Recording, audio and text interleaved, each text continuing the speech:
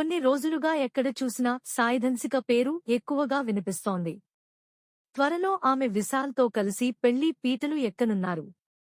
తాజాగా ఆమె సుమన్ టీవీకి ఇచ్చిన ఇంటర్వ్యూలో మాట్లాడుతూ అనేక విషయాలను పంచుకున్నారు.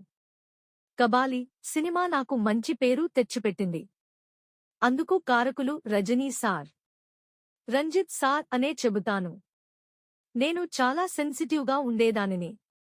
కాని రజనీ సార్తో కలిసి పనిచేశాక జీవితం అంటే ఏమిటి అనేది అర్థమైంది అని అన్నారు. ఏ రంగంలో ఏ పని చేయడానికి వెళ్లినా అక్కడ కొన్ని అవమానాలు ఎవరికైనా ఎదురవుతూనే ఉంటాయి. అవమానాలు మనకు పాఠాలు నేర్పుతూ వెళతాయి. ఇకపై ఎలా ఉండాలనేది తెలిసేలా చేస్తాయి. అలాంటి ఒక అవమానమే నాకు జరిగింది. నేను చేసిన ఓ తమిళ సినిమా కాస్త ఆలస్యంగా రిలీజ్కి వచ్చింది. ప్రమోషన్స్కి రమ్మని దర్శకుడు రిక్వెస్ట్ చేయడంతో వెళ్లాను. అప్పుడు నాకు హెల్త్ బాగోలేదు. 2 మాటలు మాట్లాడేసి త్వరగా వెళ్లిపోతానని కూడా డైరెక్టర్కి చెప్పాను అని అన్నారు. హెల్త్ బాగోలేకపోవడం వలన నేను ఆ ప్రెస్ మీట్ పై ఫోకస్ చేయలేకపోయాను. నా వలన చిన్న పొరపాటు జరిగింది. అందుకు నేను రాజేందర్ గారికి సారీ కూడా చెప్పాను. కాని ఆయన వినిపించుకోలేదు.